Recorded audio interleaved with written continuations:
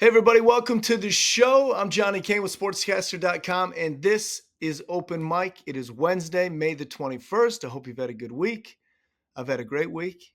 I just got back from Baltimore, Maryland. Took my dad to the Preakness Stakes, which, for you non racing enthusiasts, that's the second leg of horse racing's Triple Crown. Uh, One of the greatest individual performances I've ever seen in my life by Journalism, the horse that won the Preakness. It was incredible, and obviously it was great spending time with my dad for a couple of days in Baltimore, and then later this week, going to be heading down to Ohio to help my mom with her gardening, doing some landscaping. So it's a good week already, and a good week ahead. And I mentioned, my dad because he he loves talking about quote unquote what he saw on the internet. And I think we all understand the adage of don't believe everything you see or hear, but it's a good reminder. And I'm not saying the vast majority of what we consume is inaccurate, but I think we should have some sort of filter to a degree. And there are some of us who are a little more conspiratorial than others, and I guess at the end of the day, it provides some fodder. With that said, on the show today, our panel of sportscasters will dive into some conspiracy theories that involve sports, in particular the '02 Western Conference Finals, and also Michael Phelps. What is the real reason behind his success in the pool? If nothing else, you'll be entertained by the theories that have been suggested. So that's coming up later in the show, but we want to lead things off with all things Detroit and all things the Detroit Sports Commission. Now, if you don't know what the Detroit Sports Commission is, you're about to find out. Our first sportscaster joining the show is Carter Lutz. Carter is a broadcast journalism and sports administration student at the University of Miami. Went to high school at Groves High School. Carter, welcome to the show.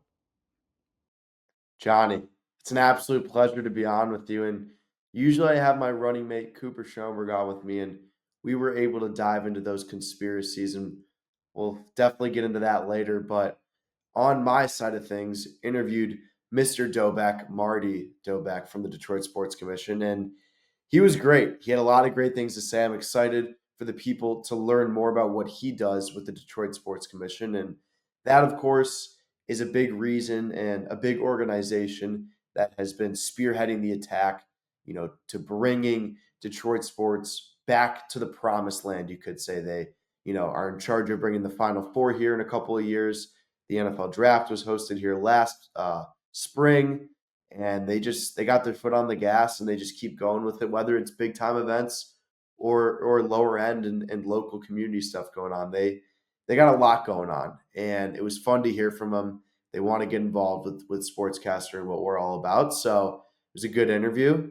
And other than that, I mean, how about you seeing journalism? Oh, there's my dog. But Yes. how about you seeing a great um, race? Journalism, one of the greatest comebacks I think I've ever seen in my young horse racing watching career. Yeah. No, I'll tell you, it's good to have you on the show first and foremost. And I had a chance to meet Marty a couple years ago, and I know he was just hired as the executive director earlier this year, I think in February. So always good to have somebody in the know, somebody from Michigan, Allen Park native, and trying to steer what they're doing. And like you said, man, I think we all appreciate obviously, sports here in Detroit, but it's all the other things to attract people to our city. And that's where the sports commission comes into play, and to have somebody like Marty Dobek at the top, it means everything. Uh, I know I just saw you like a week ago at a Tigers game with your running mate, Cooper Schoenberg. How electric is downtown sports right now, in particular at Comerica Park? I mean, the timing of all this, including the interview, is spot on because for me, someone who grew up, I was born in late 2003. So coming to Detroit in my early years was early 2010s. And we had some electricity, some really good teams all over the map. But where it's at right now to see as someone 21 years old, it's astounding, it's fun, it's different, and it gives me chills in all honesty. That Tigers game the other night, they dominated the Red Sox. What was it, 15-2? 14-2? Yeah, 14-2. 14-2. I don't think I've seen a game like that, even going back to the Miggy, Prince Fielder, JV. Can name the whole roster for you if you want, but We don't have time for that. Even those teams, I didn't see them do something like that. So that was a fun game. People at Comerica inside the stadium, outside the stadium afterwards, just all over. It's a good time of year. It's the best when the sun's out here. It's been a little bit of a gloomy May, but especially when the sun comes out, we're gonna have a good time at Comerica Park. It's rocking. And if you haven't been there yet, get your butt down to Comerica Park. It's a good time. Yeah, you could be on the commission to get baseball fans downtown. They've had some good crowds to this point, and to your other point about the weather, once everything gets turned, bats heat up. When the sun's shining, there's nothing better than baseball in downtown Detroit. And we could talk probably for the next hour about Tigers baseball, but we won't do that. Oh yeah. I do want to get to your interview with Marty Dobek, and it was a really good interview. We'll break it up into two parts, but without further ado, here is Carter Lutz and Marty Dobek of the Detroit Sports Commission.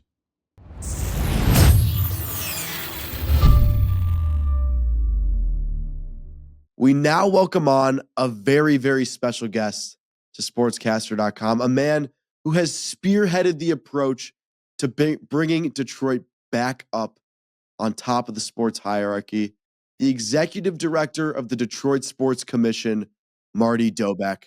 Marty, thank you for coming on today. No, thanks for having me on. Pleasure to be here. Now, here at Sportscaster.com, we take a spearheaded approach to broadcasting. We focus on broadcasting, but today we're going to shift towards business a little bit. We want to hear about you and about your achievements, about what you've been up to at the Detroit Sports Commission. What do you guys represent for the people at home who don't know much about what's going on with you guys? Yeah, the Detroit Sports Commission, at our core, we are driving events to Metro Detroit, everything from youth and grassroots events to amateur events, collegiate events, professional events, everything from last year's NFL draft down to, a weekend volleyball or softball or baseball tournament. I mean, really, the intent is to, through these events, drive out of town visitors and have them, spend their dollars in our market through the hosting of these events. So there's kind of a trickle down effect related to our day to day mission. Yeah, and you guys have done a great job with that. Of course, the NFL draft last year, 2027, the men's Final Four will be coming to play at Little Caesars Arena. So everyone's really excited for that. And how important do you think it is to have something like the commission in Detroit, in a city that's needed it, a city that, has had its struggles in the past, but it's on its way up. And sports has been such an important part in bringing the city back. Talk about that a little bit and about your guys' role. Yeah, it's critical to our sports DNA here in town, and it wouldn't be possible without the support of our four professional sports teams. I mean, really, they are foundational to the mission of the Sports Commission and our key stakeholders, in addition to the folks at the civic level and our corporate community, our philanthropic community. We not only drive these events here for economic benefits, but we also do it for community impact. And it's really important to the Sports Commission that when we bring these events to our community, that we're showing up for our community in the right manner and impacting youth. We have an initiative that we put in place, a community engagement initiative that really is focused on three pillars, with the Detroit Sports Commission Living Legacy component.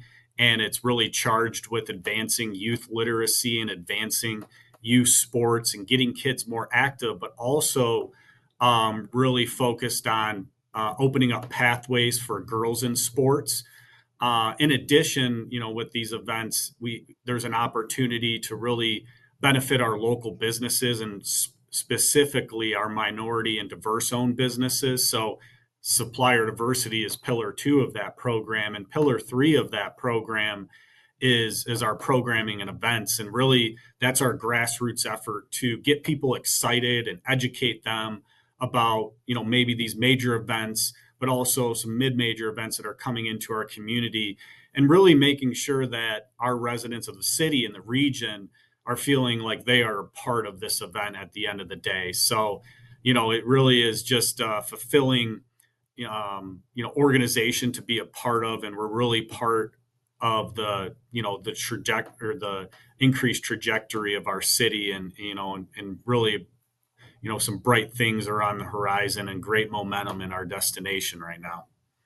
Well, it's encouraging to hear that you guys have that vision because I feel like someone as myself growing up in Michigan, you grew up in Michigan as well. You graduated from Wayne State.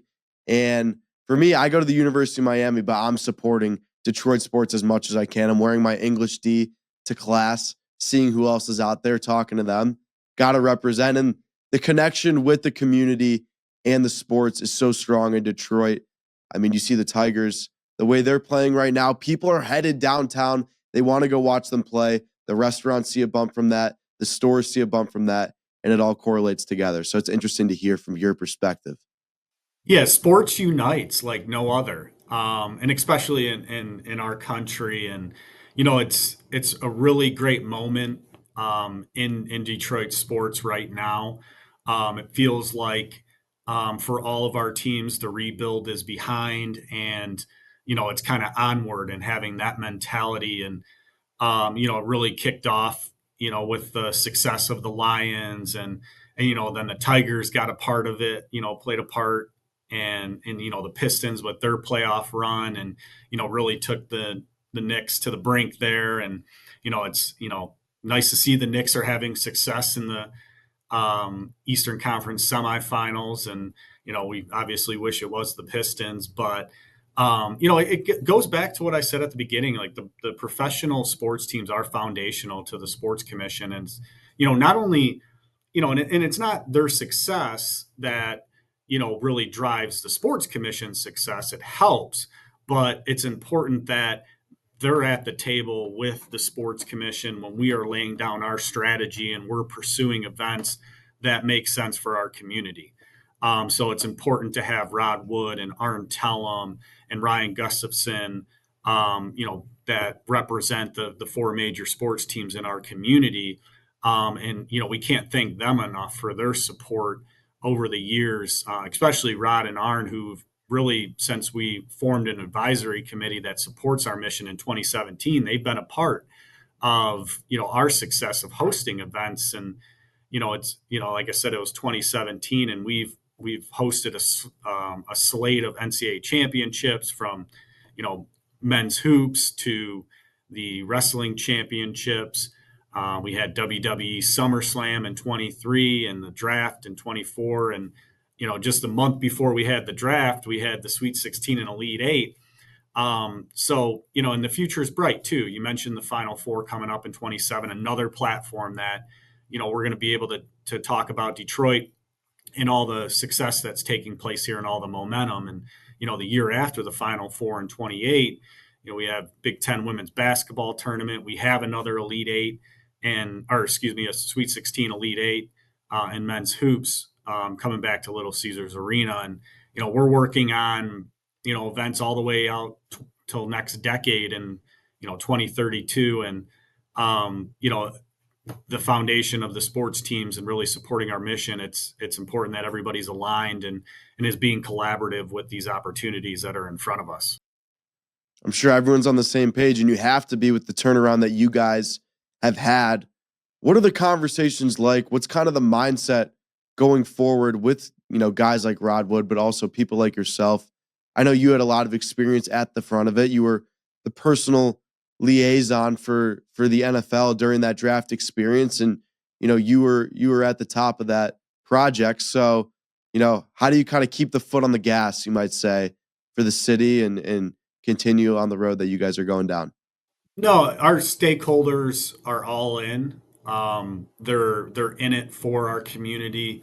We're all working collaboratively on the next slate of events, and Detroit is poised to land more NCAA championships, and we'll have opportunities to bid on future NCAA events when their cycle is available, probably as early as this summer. And we're looking to grow our partnership with the Big Ten. We have the women's basketball tournament in 28, but we want the men's basketball tournament to come to Detroit. And we feel Detroit and our proximity to the core of the Big Ten cities and universities and institutions that represent that conference, Detroit is very appealing. And when you have an arena like Little Caesars Arena, it really is sets Detroit apart with it's world renowned and just a great venue that has had success in hosting those type of events. So we're continuing to keep our foot on the gas, and we kind of just have a saying, it's all gas, no brakes. But also there's strategy involved, and we need, as a community to, identify, okay, we have these opportunities because the conversation about Detroit has really changed, and that we don't have to sell our destination as hard as we once had to do.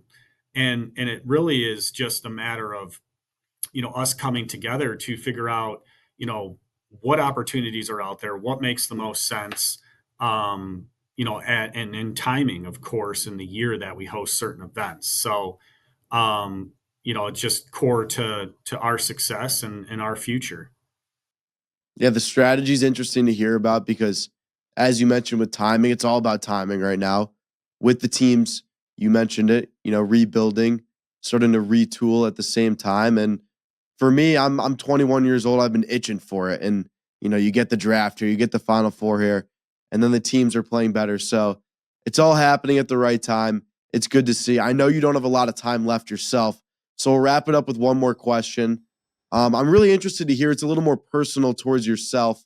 I'm not only a broadcast journalism major, but also studying sports administration. So sports business side of things. And I think some of our sportscasters, some of the people listening could be in the same boat. For you, you graduated from Wayne State, you interned for the Lions, you worked for the Detroit Free Press on the sports side of things. How is your transition, or when did you realize, or maybe some advice you have for going from media to sports, or juggling both and trying to get experience in both, whatever it might be? But what's your personal experience been like, especially in Detroit? Yeah, no, I highly recommend when you are in college, working on your degree is get as many experiences as possible and do internships. I always thought I was going to work in sports and for a sports team, in media relations, and that was kind of my trajectory. And I was doing these internships. I had just graduated college, and I was umpiring baseball over the summer, just to kind of make ends meet, right? Just a college kid, that post grad just grinding. And I met the executive director of the Detroit Sports Commission, and one thing led to another. And a few months after that, I was offered a job in marketing communications for the Sports Commission, and going into this industry, didn't know what a sports commission really was when I started, but obviously just learned a ton during my tenure. And with sports commissions, we're small but mighty, and you have to wear a lot of different hats to be successful. And it really opened my eyes to opportunities like business development and sales, and putting together bids and pursuing events and putting together the strategy. And it really just my trajectory and growth was just kind of wanting to get my hands dirty and really grind on these opportunities, really just because I care so much about the city of Detroit, in this region, being born and raised and going to Wayne State. I've worked more than half my life now, or gone to school more than half my life now in the city of Detroit. So I've just I've grown to love the city so much, and it makes it that much easier when you're getting to the opportunity to talk about the destination and talk about the city, and trying to bring events here that really benefit it at the end of the day.